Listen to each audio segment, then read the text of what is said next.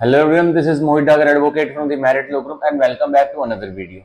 In this lecture, we will study the Special Marriage Act 1954. ठीक है, आज से हम अपना नया सब्जेक्ट स्टार्ट कर रहे हैं, नया बेयर एक्ट रीडिंग स्टार्ट कर रहे हैं विद थोरो इंटरप्रिटेशन के साथ। समझना कौन सा, द स्पेशल मैरिज एक्ट 1954। ठीक है, ये तो द स्पेशल मैरिज एक्ट है, ये बहुत ही एक अच्छा स्टैट्यूट है। इसमें हम सारे जो इंटरकास्ट इंटर रिलीजन वगैरह जो मैरिजेस होती हैं, कोर्ट मैरिजेस वगैरह होती है, उसके बारे में पढ़ेंगे। ठीक है, और भी इसमें बहुत कुछ है, ये तो बस इसके 1% भी जो मैंने बात नहीं बताई। अब हम without wasting of further second इसका बैकग्राउंड साथ के साथ जब हम पढ़ते जाएंगे ना प्रोविजंस को, उसके साथ साथ ही मैं इसका बैकग्राउंड भी समझाता हुआ चलूंगा। देखिए, अब जो हमारा द स्पेशल मैरिज एक्ट है 1954, इसमें टोटल एक से लेकर इसमें टोटल 51 सेक्शंस हैं। ठीक है, इसमें 5 शेड्यूल्स हैं और इसमें 8 चैप्टर्स हैं। ठीक है, तो इसमें 8 चैप्टर्स हैं, 5 शेड्यूल्स हैं और 51 सेक्शंस हैं। ठीक है, तो अब हम without wasting of further second पढ़ना चालू करते हैं। The special marriage act 1954। तो जो द स्पेशल मैरिज एक्ट 1954 है, उसको प्रेसिडेंट की असेंट कब मिली थी? उसको प्रेसिडेंट की असेंट मिली थी 9 अक्टूबर 1954 को। ठीक है, 9 अक्टूबर 1954 को। ठीक है, अब हम पढ़ते हैं स्पेशल मैरिज एक्ट 1954 का प्रीएम्बल। तो प्रीएम्बल जो एक एक्ट का होता है ना, वो बहुत ही जरूरी होता है पढ़ना, क्योंकि प्रीएम्बल से ही पता लग जाता है कि ये एक्ट किस विषय पर मतलब बात ज्यादा करेगा, और इस एक्ट में क्या क्या कानून जो हमारे देश को नीडेड था, वो चाहिए था उस समय, और तब इस पर पार्लियामेंट में बहस होकर ये एक्ट, ये स्टैट्यूट हमारे इंडिया में आ गया है। ठीक है, तो अब देखिए, जो प्रीएम्बल होता है ना, वो फर्स्ट फेस होता है, वो फर्स्ट टेक्स्ट होता है किसका, किसी भी एक्ट का। तो प्रीएम्बल पढ़ के हमें यह लगना चाहिए कि इस एक्ट की खूबियां क्या हैं। ठीक है, मेनली प्रीएम्बल का ये काम होता है। अब देखिए, अब हम पढ़ते हैं preamble of the special marriage act 1954 का। देखिए, an act to provide a special form of marriage in certain cases. ये एक्ट, ये कानून किस चीज के लिए? एन एक्ट टू प्रोवाइड, इस स्टैट्यूट से क्या मिलने वाला है? Special form of marriage in certain cases. ये act special forms of marriages होती है ना, जो स्पेशल केसेस होते हैं, उसके बारे में एक्ट बनाया गया। स्पेशल केसेस कौन से होते हैं भाई? हिंदू ने मुस्लिम से शादी कर ली, मुस्लिम ने हिंदू से कर ली, हिंदू ने क्रिश्चियन से कर ली। अब ये अलाउड नहीं है सोसाइटी में, सोसाइटी इनको प्रोहिबिट रखती है, पर द स्पेशल मैरिज एक्ट 1954 ने आके इन सबको अलाउड कर दिया था। ठीक है, अब देखिए, for the registration of such and certain other marriage and for divorce. अब जो स्पेशल मैरिज एक्ट के तहत स्पेशल फॉर्म ऑफ मैरिजेस को मतलब रजिस्ट्रेशन भी कराया जाएगा। ठीक है, और इनका डिवोर्स भी कराया जाएगा स्पेशल मैरिज एक्ट के तहत ही। ठीक है, अब हम पढ़ते हैं be it enacted by parliament in the 5th year of the republic of India as follows. तो अनेक्ट कब किया था पार्लियामेंट ने, संसद ने? जब हमारी देश को रिपब्लिक ऑफ इंडिया बने 5 साल ही हुए थे, उसके अंदर ही 5वें साल जब हमारा रिपब्लिक डे था, चल रहा था, उसके दौरान इसको अनेक्ट कर दिया था। ठीक है, तो ये था हमारा प्रीएम्बल। अब इसका हम पढ़ते हैं चैप्टर 1 प्रीलिमिनरी। अब हम चैप्टर 1 पढ़ते हैं। देखिए, जिसमें section 1 short title extend and commencement. अब शॉर्ट टाइटल इस एक्ट को क्या बोलेंगे? ठीक है, शॉर्ट टाइटल क्या रहेगा इसका? ठीक है, इसका एक्सटेंड, इसकी हदें कहां तक रहेगी, और कमेंसमेंट, ये कमेंस कब से हुआ था वो पढ़ेंगे। अब देखिए, सब सेक्शन 1 का सब सेक्शन 1 में पढ़ रहा हूं। देखिए, दिस एक्ट में be called the special marriage act 1954। तो इस एक्ट को द स्पेशल मैरिज एक्ट 1954 बोलेंगे। अब देखिए, sub section 2 of section 1, it extend to the whole of India. अब ये जो द स्पेशल मैरिज एक्ट 1954 है, ये लागू होता है पूरे के पूरे भारतवर्ष में। And applies also to citizen of India, और अप्लाई होता है किस पर? सिटीजन, जो भारत के नागरिक है उन पर भी। ठीक है, domicile in territories to which this act extends who are in the state of Jammu and Kashmir. तो सब सेक्शन 2 बहुत इंपॉर्टेंट है। सेक्शन 1 का क्या कह रहा है? It extend to the whole of India. वैसे तो स्पेशल मैरिज एक्ट जो 1954 वाला है वो पूरे भारतवर्ष में लागू होगा। ठीक है, एंड अप्लाई, और साथ के साथ अप्लाई लागू कहां भी हो रहा है? Also to citizen of India, वो भारत के नागरिक, कौन से भारत के नागरिक? Domicile in the territories to which this act extends, वो भारत के नागरिक जो डोमिसाइल है किसी ऐसी टेरिटरीज में जिस टेरिटरीज में इस एक्ट की हदें लगती हैं। ठीक है, who are in the state of Jammu and Kashmir. अब जो भारत के नागरिक स्टेट ऑफ जम्मू कश्मीर में डोमिसाइल है, उन पर भी ये एक्ट लगता है। ठीक है, तो ये था सब सेक्शन 2। अब देखिए sub section 3, it shall also came into force on such date as the central government by notification the official gazette appoint. तो ये कौन सी तारीख को एनफोर्समेंट में आया था? तो ये आया था हमारा एनफोर्समेंट में 1 जनवरी 1955 को। ठीक है, 1 जनवरी 1955 को ये एनफोर्समेंट में आया था। तो इसमें हम लिख लेंगे 1 जनवरी 1955 को यह एनफोर्समेंट में आया था, special marriage act all over India में। ठीक है, तो ये हमारा इसी के तहत होता है। क्या होता है? सेक्शन 1 हमारा द स्पेशल मैरिज एक्ट 1954 का होता है। अब हम पढ़ेंगे section 2 the special marriage act 1954 का, जो कि डेफिनेशन क्लोज है, परिभाषा पढ़ेंगे हम। द स्पेशल मैरिज एक्ट 1954 में जो वर्ड्स यूज होने वाले हैं उसको परिभाषित भी किया गया, सारे वर्ड्स को नहीं, मतलब जो थोड़े चैलेंजिंग वर्ड्स है, जो फ्रीक्वेंटली हमें देखे जाने वाले इस एक्ट में, वो उनकी डेफिनेशन हमारे लेजिस्लेचर ने सेक्शन 2 में दे रखी है। तो देखिए सेक्शन 2 डेफिनेशंस बता रहा है। देखिए, in this act unless the context otherwise requires, इस एक्ट में जो मैं नीचे पढ़ाऊंगा ये मानना, अगर वो जो लिखा हुआ अगर अलग हालात दिखाता है तो उसको मानना। ठीक है, तो जहां भी ये वर्ड आ जाए ना, the unless the context otherwise requires, तो इसका मतलब ये है कि जो आमतौर पर डेफिनेशन क्लोज में लिखा है वो मानना, अगर कहीं सिचुएशन ही ऐसी बैठ रही है कि भाई नहीं, डेफिनेशन क्लोज से विपरीत हालात वो पैदा कर रहा है, तो वो मानना। ठीक है, तो अब देखिए सेक्शन 2 का क्लोज ए तो ओमिटेड है, अब सीधा सेक्शन 2 का क्लोज बी पढ़ते हैं। देखिए, डिग्रीज ऑफ प्रोहिबिटेड रिलेशनशिप। अब डिग्रीज ऑफ प्रोहिबिटेड रिलेशनशिप को इसने क्लोज बी ने डिफाइन कर रखा है कि कौन से रिश्ते वो रहेंगे जो कि बिल्कुल प्रोहिबिटेड है, उसमें तो शादी हो ही नहीं सकती। तो देखिए, a man and any of the persons mentioned in part 1 of the first schedule and a woman of any of the persons mentioned in part 2 of the second schedule are within the degrees of prohibited relationship।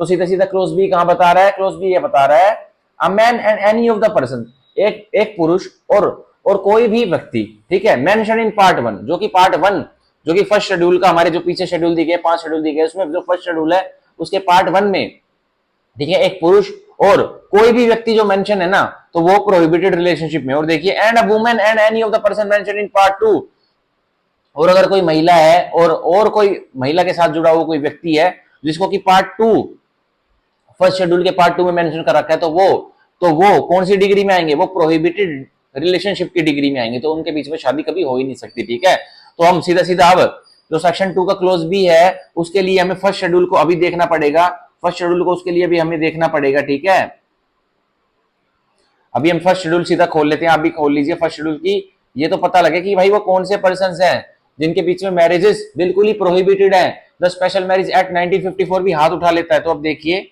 मैं first schedule मैंने अपने उसमें pad में खोल लिया। अब देखिए the first schedule, देखिए see section 2 clause B, degrees of prohibited relationship. जो पार्ट 1 है वो तो जो पार्ट 1 है वो सीधा सीधा ऊपर लिख लीजिए, मैन के बारे में बताता है एंड एनी अदर पर्सन के बारे में। तो देखिए कौन कौन है फर्स्ट शेड्यूल में, कौन कौन है फर्स्ट शेड्यूल में, देखिए कौन कौन से वो मैन है जो बिल्कुल भी दूसरे व्यक्ति के साथ शादी नहीं कर सकते। अब देखिए, मदर, ठीक है, मदर एक मैन के साथ नहीं कर सकती, सॉरी देखिए आगे बताऊंगा। देखिए, मदर नहीं कर सकती, मदर को प्रोहिबिटेड है, एक मैन मतलब अपनी मदर से शादी नहीं कर सकता। फादर्स विडो, स्टेप मदर, तो एक मैन है वो अपनी फादर की जो विडो है, ठीक है, फादर की वो विडो है उससे भी शादी नहीं कर सकता, और स्टेप मदर मतलब और ना ही तो स्टेप मदर से कर सकता एक मैन। अब देखिए, मदर्स मदर, एक जो मैन है वो अपनी मम्मी की मम्मी से शादी नहीं कर सकता। अब फोर्थ, एक जो मैन है वो अपनी मदर्स फादर्स विडो, अब जो एक मैन है वो अपनी मम्मी के जो पापा है और उस पापा के जो घरवाली है, जो वो है, हम क्लोज 4 पढ़ रहे हैं ना। देखिए, mother's father's widow, step grandmother, mother's father's widow, तो एक मैन अपनी मदर, जो एक मैन की कोई मदर है और उसका कोई फादर है, ठीक है, उसका कोई फादर है और उसके फादर की कोई स्टेप वाइफ आई हुई, उससे वो शादी नहीं कर सकता वो मैन। अब देखिए 5, मदर्स मदर्स मदर, एक मैन अपनी मम्मी की मम्मी से भी शादी नहीं कर सकता, ठीक है, मतलब उसकी एक मैन की मम्मी है, ठीक है, एक पुरुष की मदर है, अब उस मदर की भी एक मदर है और उस मदर की भी एक मदर है, तो वो मैन उससे शादी नहीं कर सकता। अब देखिए 6 में, mother's father's widow, step grandmother, इससे भी शादी नहीं कर सकता एक मैन। मदर्स फादर्स मदर, तो एक मैन की मदर है, मदर का फादर है और फादर की मदर, उससे भी शादी नहीं कर सकता वो मैन। अब देखिए, mother's father's widow, step grandmother, इससे भी शादी नहीं कर सकता एक मैन। फादर्स मदर, अब एक मैन है जिसका फादर है और उसकी एक मैन है जिसका फादर और फादर की मदर है, तो वो फादर की मदर और वो मैन शादी नहीं कर सकते, ठीक है, क्योंकि वो अपनी दादी से कैसे शादी करेगा, नहीं कर सकते। अब देखिए फादर्स मदर्स, जो एक मैन का फादर है और उसकी मदर है, ठीक है। अब देखिए father's widow, step great grand mother.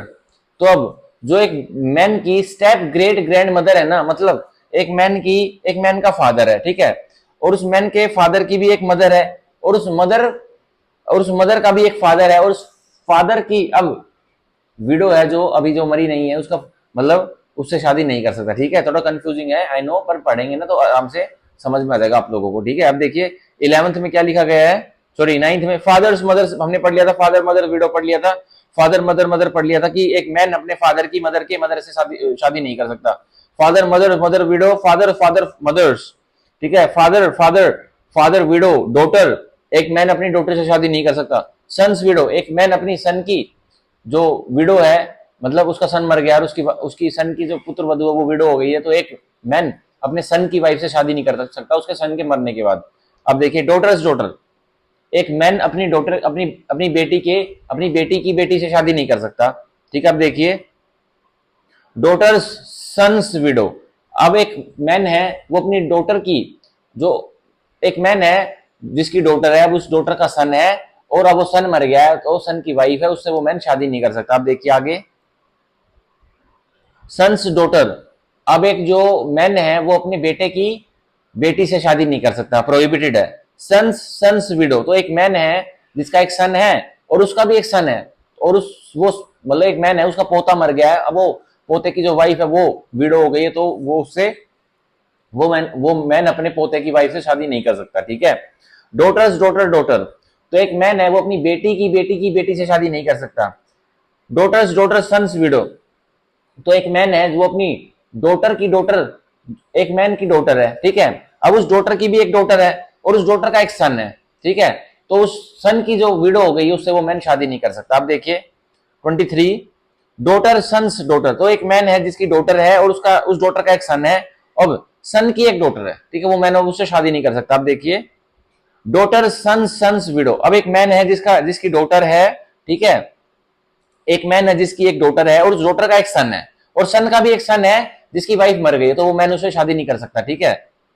अब देखिए सन्स डॉटर्स डॉटर, तो एक मैन है जिसका एक सन है, बेटा है, और उस बेटे की एक बेटी है, और उस बेटे की बेटी की भी एक बेटी है, उससे भी वो मैन शादी नहीं कर सकता। सन्स डॉटर्स डॉटर, तो एक मैन है उसका एक सन है और सन की डॉटर है और डॉटर की भी डॉटर है, तो वो उस डॉटर की भी डॉटर से शादी नहीं कर सकता। अब देखिए सन्स डॉटर्स सन्स विडो, तो एक मैन का सन है और उस सन की डॉटर है, और जो सन की डॉटर है ना उसका एक सन था वो मर गया, अब उसकी वाइफ उस डॉटर की मतलब सन की वाइफ से वो मैन शादी नहीं कर सकता। अब देखिए son's daughter's daughter son's daughter son's widow son's son's daughter, तो एक मैन है जिसका एक सन है, उसका भी एक सन है और उसकी एक बेटी है, उससे शादी नहीं कर सकता वो मैन, ठीक है। सन्स सन्स सन्स विडो, तो एक मैन है जिसका एक सन है और उस सन का भी एक सन है और उस सन का भी एक सन है, तो वो सन मर गया है और फिर उसकी विडो अभी विडो हो गई, तो उससे वो शादी नहीं कर सकता। सिस्टर, तो एक मैन है वो अपनी सिस्टर बहन से शादी नहीं कर सकता। सिस्टर्स डॉटर, तो एक मैन है जिसकी सिस्टर है और सिस्टर की बेटी है, तो वो उस बेटी से भी शादी नहीं कर सकता। ब्रदर्स डॉटर, तो एक मैन है जिसका एक भाई है और उस भाई की एक बेटी है, तो उससे वो शादी नहीं कर सकता।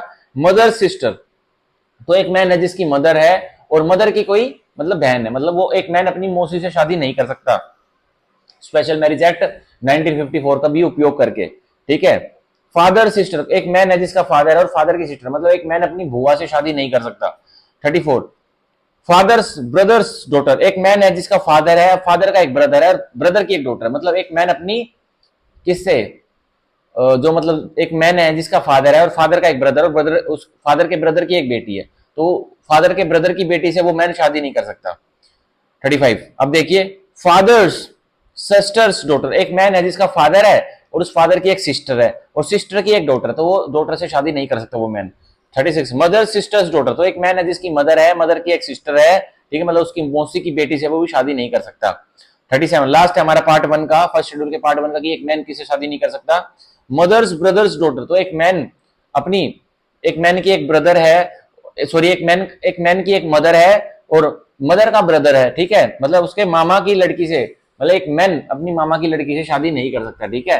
तो ये हमारे पार्ट 1 में सारे के सारे क्या दिखे गए हैं, एक मैन इन जो पूरे 37 सेक्शंस, 37 जो ये पार्ट 1 में जो 37 सब एड्स दिए गए हैं था, तो मैन प्रोहिबिटेड है कि इनसे शादी नहीं कर सकता, ठीक है। ये एनी अदर पर्सन में आते हैं 37 जो सब एड्स हैं, और एक मैन इन सबसे शादी नहीं कर सकता, ठीक है।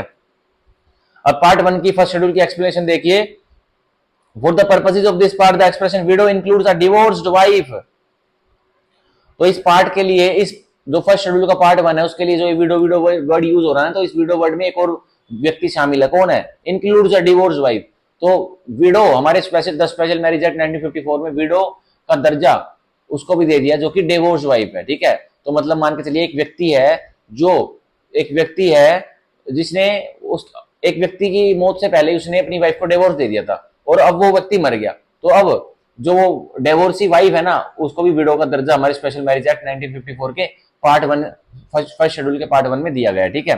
तो ये था हमारा पार्ट 1 ऑफ फर्स्ट शेड्यूल, जिसमें मैन की बता रखा कि मैन कौन कौन से मतलब व्यक्ति है उनसे शादी नहीं कर सकता, ठीक है। तो ये प्रोहिबिटेड रिलेशनशिप का चार्ट मैंने पढ़ाया था, जिसमें पूरे के पूरे 37 सब हेड्स थे पार्ट 1 में। अब देखिए पार्ट 2, एक वुमेन, एक फीमेल किससे शादी नहीं कर सकती। देखिए एक फीमेल अब किससे शादी नहीं कर सकती, वो पार्ट 2 में लिखा गया है, तो हम पढ़ते हैं। अब देखिए एक जो फीमेल है वो अपने फादर से शादी नहीं कर सकती, सब हेड 1। सब हेड 2, मदर्स हस्बैंड। जो एक फीमेल है वो अपने मदर के हस्बैंड, ठीक है, मतलब फादर तो ऊपर आ गया था, मतलब एक फीमेल है वो अपने स्टेप फादर से भी शादी नहीं कर सकती। फादर्स फादर, तो एक फीमेल है वो अपने दादाजी से भी शादी नहीं कर सकती। फादर्स मदर्स हस्बैंड, एक फीमेल है जिसका फादर है और उस फादर की, ठीक है, उस फादर की एक मदर है और उसका हस्बैंड है, तो मतलब वो स्टेप ग्रैंडफादर से भी एक फीमेल शादी नहीं कर सकती, ठीक है। फादर्स फादर्स फादर, वो अपने एक फीमेल अपने दादा, एक फीमेल अपने पापा, पापा के पापा और उसके मतलब दादा के भी पापा से शादी नहीं कर सकती, ठीक है। 6, फादर्स फादर्स मदर्स हस्बैंड, तो एक फीमेल अपने पापा के पापा, ठीक है, और उस पापा की मम्मी के पापा से शादी नहीं कर सकती, ठीक है। आप देखिए फादर्स मदर्स फादर, तो एक फीमेल अपने फादर की मदर के फादर से शादी नहीं कर सकती। 8, फादर्स मदर्स मदर्स हस्बैंड, तो एक फीमेल है वो अपने फादर की मदर के हस्बैंड से शादी नहीं कर सकती। 9, मदर्स फादर, तो एक फीमेल अपनी मदर के फादर के साथ भी शादी नहीं कर सकती, मतलब अपने नाना जी के साथ एक फीमेल शादी नहीं कर सकती, ठीक है। 10, मदर्स हस्बैंड, तो एक फीमेल अपने मम्मी के पति के साथ शादी नहीं कर सकती, ठीक है। आप देखिए मदर्स फादर्स फादर, तो एक फीमेल अपनी मदर के फादर के साथ शादी नहीं कर सकती, ठीक है, मतलब अपने नाना जी के भी पापा के साथ शादी नहीं कर सकती। अब देखिए मदर्स फादर्स मदर्स हस्बैंड, तो एक फीमेल अपनी मदर के फादर और फादर की भी मदर और उस मदर का हस्बैंड के साथ शादी नहीं कर सकती। अब 13 देखिए मदर्स मदर्स फादर, तो एक फीमेल अपने मदर की भी मदर के पापा के साथ शादी नहीं कर सकती। 14, अब देखिए 14 में क्या लिखा गया है, मदर्स मदर्स मदर्स हस्बैंड, तो एक फीमेल अपनी मम्मी की भी मम्मी और उस मम्मी की भी मम्मी, एक फीमेल की मम्मी है और उस मम्मी की भी एक मम्मी है और उस मम्मी की जो मम्मी है ना, जो मतलब उसका जो हस्बैंड है उससे शादी नहीं कर सकती, ठीक है। अब देखिए सन, तो एक फीमेल अपने बेटे के साथ शादी नहीं कर सकती। डॉटर्स हस्बैंड, तो एक फीमेल अपनी बेटी के पति के साथ शादी नहीं कर सकती। सन्स, तो एक फीमेल अपने बेटे के साथ शादी नहीं कर सकती। सन्स डॉटर्स हस्बैंड, तो एक फीमेल अपने जो एक फीमेल का एक सन है और सन की एक डॉटर है और उस डॉटर का एक पति है, तो उस पति के साथ वो फीमेल शादी नहीं कर सकती।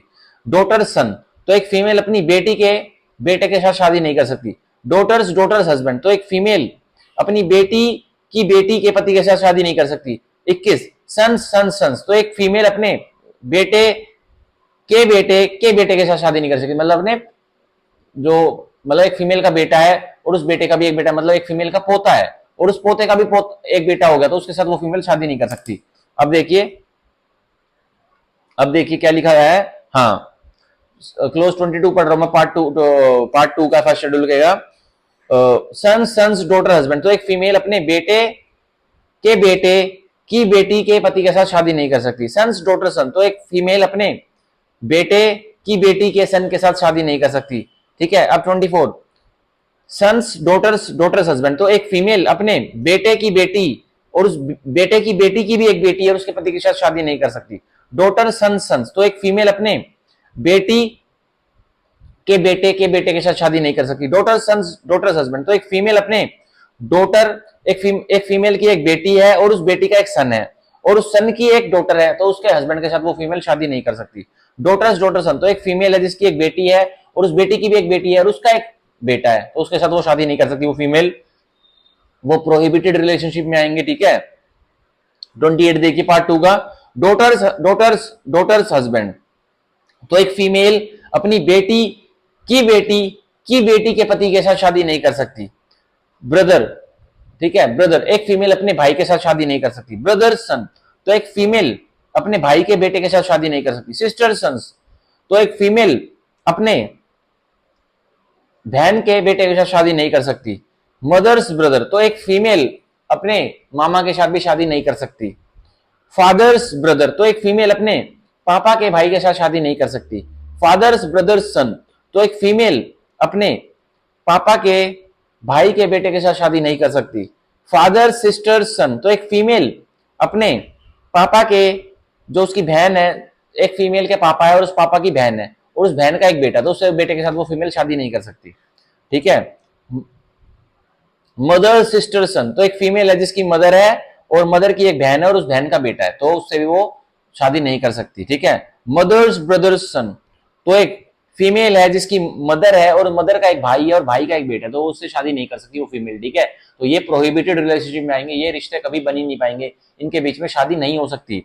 अब एक्सप्लेनेशन देखिए फर्स्ट शेड्यूल के पार्ट 2 की, for the purposes of this section the expression husband includes a divorce husband, तो वही इस मतलब के लिए इस पार्ट 2 में जो हस्बैंड लिखा हुआ है ना, उस हस्बैंड में शामिल है एक डिवोर्सी हस्बैंड भी। ठीक है, तो ये था हमारा जो क्लोज बी में, जो सेक्शन 2 के क्लोज बी में जो लिखा गया था ना कि प्रोहिबिटेड रिलेशनशिप की डिग्रीज में कौन कौन आएंगे, और उसने हमें सीधा भेज दिया था कि फर्स्ट शेड्यूल में पार्ट 1 में तो भाई मैन किससे शादी नहीं कर सकता वो आ जाएंगे, और पार्ट 2 में फीमेल किससे शादी नहीं कर सकती वो आ जाएंगे। अब हमने सारे क्लोजेस पढ़ लिए जिसमें डिग्रीज ऑफ प्रोहिबिटेड रिलेशनशिप के बारे में हमने पढ़ा। अब इनके बीच में शादी कभी हो ही नहीं सकती, स्पेशल मैरिज एक्ट लगाकर भी शादी इनमें कभी हो ही नहीं सकती। ठीक है, तो ये था हमारा सेक्शन 2 का क्लोज बी। अब देखिए क्लोज बी का एक्सप्लेनेशन 1, रिलेशनशिप इंक्लूड्स, अब जो रिलेशनशिप है, रिलेशनशिप का मतलब होता है रिश्ते। अब रिश्तों में क्या शामिल है, देखिए a relationship by half or uterine blood as well as by full blood, तो रिश्ते या तो हाफ, भाई हाफ ब्लड क्या होता है, हाफ ब्लड क्या होता है, मान के चलो हाफ ब्लड पता है क्या होता है, एक मेल है जिसकी 2 वाइफ है, तो जो पहली वाइफ है ना उसके जो बच्चे होंगे और जो दूसरी वाइफ से जो बच्चे होंगे वो आपस में हाफ ब्लड है। ठीक है, ये हाफ ब्लड होता है। ठीक है, तो रिलेशनशिप का रिश्तों का मतलब है हाफ ब्लड। और यूट्राइन ब्लड क्या होता है, यूट्राइन ब्लड भाई वो ब्लड होता है, एक मान के चलो एक फीमेल है जिसके 2 हस्बैंड है, अब उन 2 हस्बैंड के जो बेटे होंगे ना तो वो आपस में, या बच्चे होंगे वो आपस में यूट्राइन ब्लड होंगे। ठीक है, मतलब एक मेल ने 2 शादियां करी, एक मैन ने 2 शादियां करी, 2 वाइफ है उसकी, तो दोनों वाइफ के जो बच्चे होंगे वो आपस में हाफ ब्लड कहलाएंगे। और एक फीमेल ने जब 2 शादियां कर ली, मतलब एक फीमेल ने दो मेल से शादी कर ली, अब वो उस मेल से उसके जो बच्चे होंगे वो आपस में यूट्राइन ब्लड होंगे, or as well as by full blood. अब रिलेशनशिप रिश्ते क्या होते हैं भाई, फुल ब्लड मतलब एक मैन और एक वुमेन, वो एक ही मतलब उनके बीच में एक ही वो उनकी शादी है, अब जो उनके बच्चे होंगे वो फुल ब्लड होंगे। ठीक है, तो ये मैंने आपको पढ़ाया सेक्शन 2 क्लोज बी का एक्सप्लेनेशन 1 का क्लोज ए, जो कि हाफ ब्लड, यूट्राइन ब्लड और फुल ब्लड के बारे में बताता कि रिश्तों में ये भी शामिल है। B illegitimate blood relationship as well as legitimate, तो रिश्तों में क्या है, कोई नजायज ब्लड के मतलब कोई नजायज खून के ताल्लुकात हैं, रिश्ते हैं, वो भी रिलेशनशिप में आएंगे, और जो जायज लेजिटिमेट है वो भी खून के रिश्तों में, ब्लड के रिश्तों में आएंगे। ठीक है, C relationship by adoption as well as by blood, कोई रिश्ते अडॉप्शन, कोई गोद लिया हुआ बच्चा वगैरह है तो वो भी रिलेशनशिप की कैटेगरी में आएगा। ठीक है, and all the terms of relationship in this act shall be construed accordingly, और जो सारे टर्म्स हैं रिश्तों के इस एक्ट में वो अपने आप भी कंस्ट्रूड कर लेना अकॉर्डिंगली। अब इतने सारे मैंने आपको सारी चीजें पढ़ा दी है। तो ये था सेक्शन 2 क्लोज बी का एक्सप्लेनेशन। बराबर देखिए एक्सप्लेनेशन 2 फुल ब्लड, तो अब फुल ब्लड को वही डिफाइन कर दिया जो मैं बता रहा था। एक्सप्लेनेशन 2 में फुल ब्लड को बता दिया कि क्या होता है, वो मैंने आपको बता दिया। देखिए full blood and half blood, जो सेक्शन 2 क्लोज बी में एक्सप्लेनेशन 2 है ना उसमें फुल ब्लड और हाफ ब्लड को परिभाषित कर दिया। तो देखिए फुल ब्लड क्या है, पहले तो 2 person are said to be related to each other by full blood when they are descended from a common ancestor by the same wife, and by half blood when they are descended from a common ancestor by the different wife। तो अब half blood क्या होगा, half blood क्या होगा वो मैंने बता दिया कि एक एक एक मेल है जिसकी दो पत्नियां हैं और दो पत्नियों के जो बच्चे होंगे ना वो आपस में हाफ ब्लड होंगे। और फुल ब्लड क्या है, फुल ब्लड क्या है कि भाई एक एक एक एक मेल है, एक उसकी एक हस्बैंड है, एक उसकी वाइफ है, दोनों आपस में है, तो जो उनके बच्चे होंगे ना अब तो वो फुल ब्लड होंगे। ठीक है, तो ये एक्सप्रेशन 2 में हाफ ब्लड और फुल ब्लड को डिफाइन कर रखा है। अब expression 3 of section 2 clause B, uterine blood. तो अब यूट्राइन ब्लड को बता रखा है कि भाई यूट्राइन ब्लड कौन सा, तो वो मैंने आपको पहले बता दिया कि जिस जिस फीमेल ने दो पति बना रखे हैं और उन दो पतियों से उस फीमेल को बच्चे हैं अलग अलग, तो वो आपस में वो बच्चे यूट्राइन ब्लड कहलाएंगे। ठीक है, तो देखिए two persons are said to be related to each other by uterine blood when they are descended from a common ancestor but by different husbands। ठीक है, but by different husbands।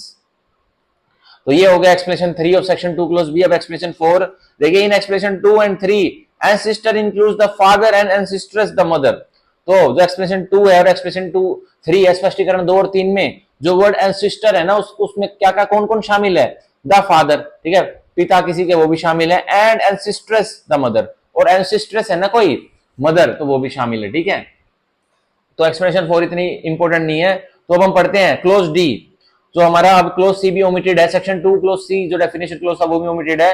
अब सीधा section 2 close D हम पढ़ते हैं, जो कि definition दे रहा है किसकी, डिस्ट्रिक्ट की।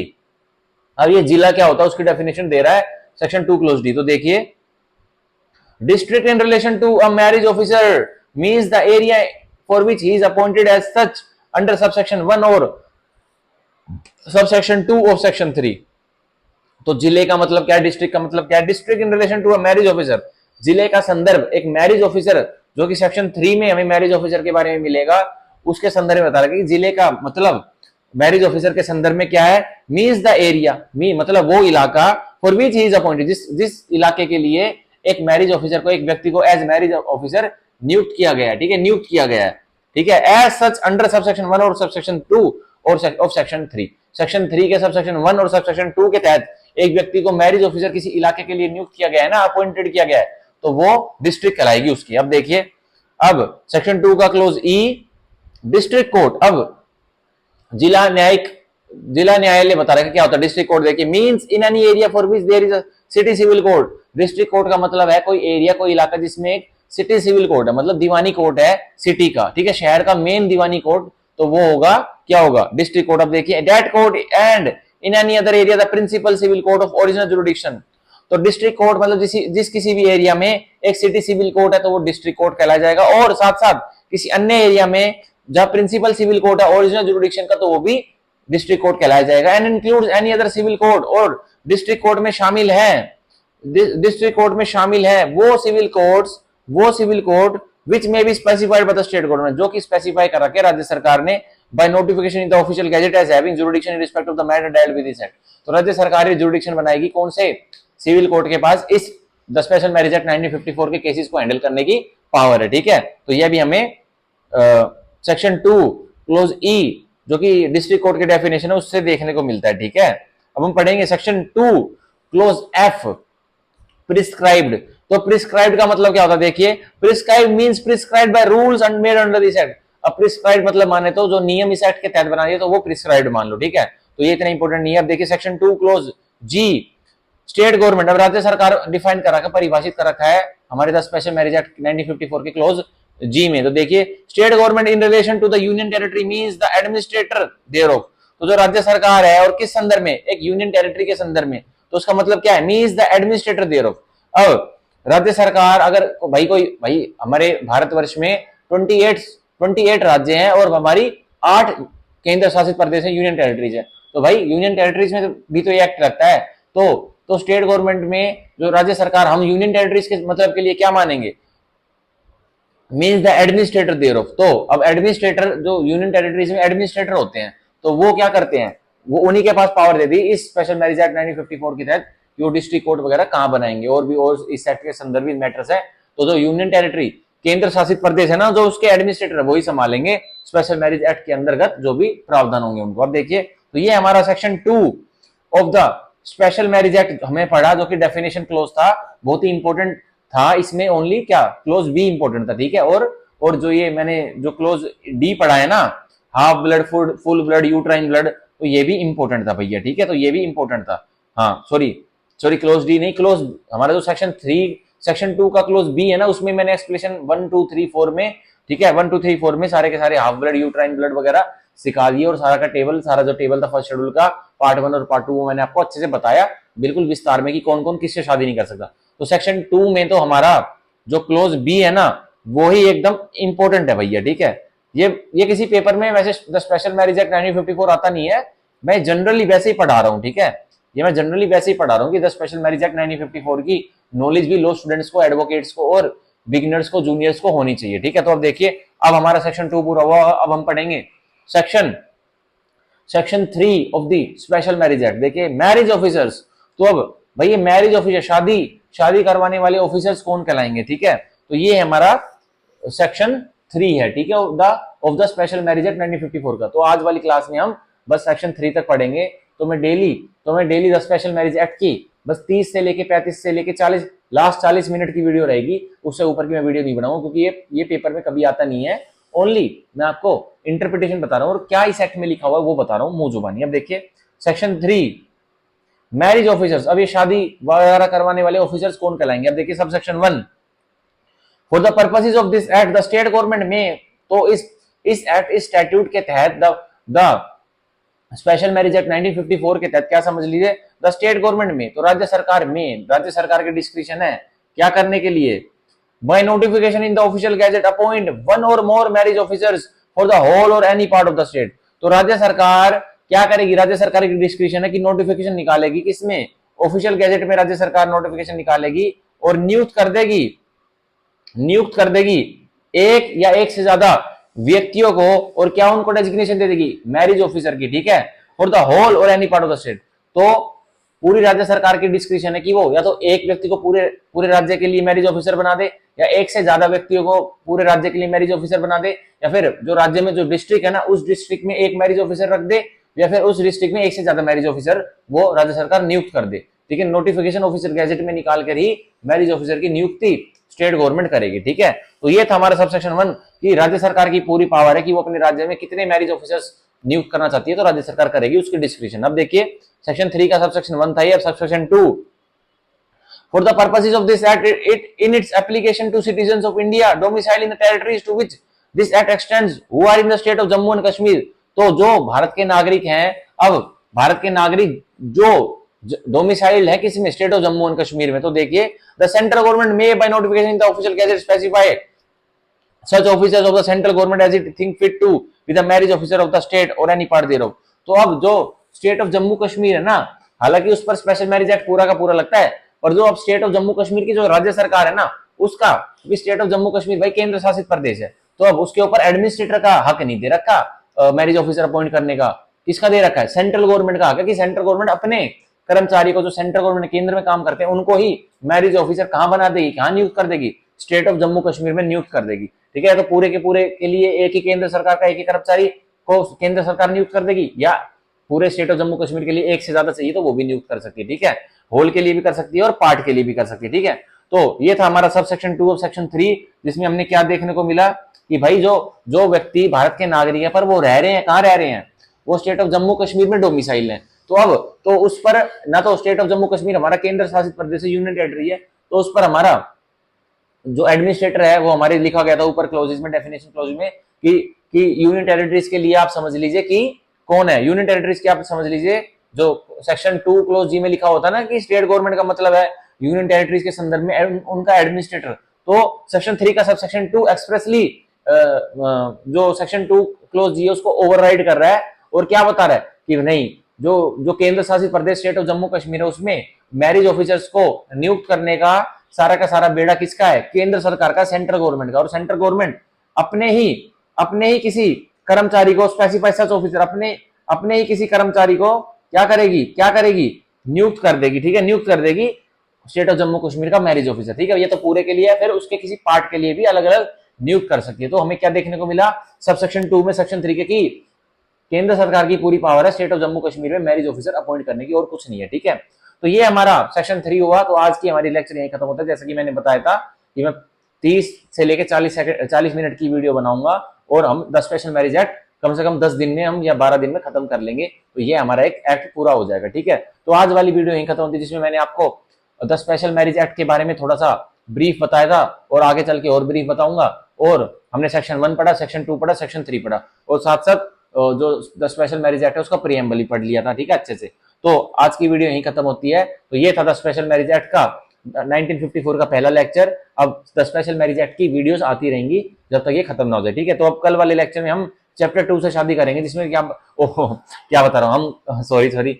अब कल वाली वीडियो में हम चैप्टर 2 से स्टार्ट करेंगे, और जिसमें सोलोमनाइजेशन ऑफ स्पेशल मैरिज। अब स्पेशल मैरिजेस होती कैसे हैं, उनका सोलिमनाइजेशन, उनमें रिश्ते मतलब शादियां होंगी कैसे जो स्पेशल मैरिजेस होती हैं, तो वो हम कल से पढ़ेंगे। जिसमें सेक्शन 4 से लेकर एक सेकंड रुकिए, मैं नीचे स्क्रॉल कर लेता हूं, सेक्शन 4 से लेकर सेक्शन 14 तक। ठीक है, तो हम कल चैप्टर 2 जो स्पेशल मैरिज एक्ट 1954 का है, उसमें सेक्शन 4 से लेकर सेक्शन 14 तक पढ़ लेंगे। ठीक है, सेक्शन 4 से लेकर सेक्शन 14 तक हम पढ़ लेंगे, अगर हमने ऐसी स्पीड में कंटिन्यू किया तो। ठीक है, तो आज की वीडियो यहीं खत्म होती है। अगर आपको कोई डाउट है तो आप मेरे को डिस्क्रिप्शन बॉक्स में ईमेल डाल सकते हैं, और मैं आपके हर डाउट को क्लैरिफाई करूंगा। ठीक है, तो आज के लिए इतना ही। Tata bye bye, thank you, bye bye.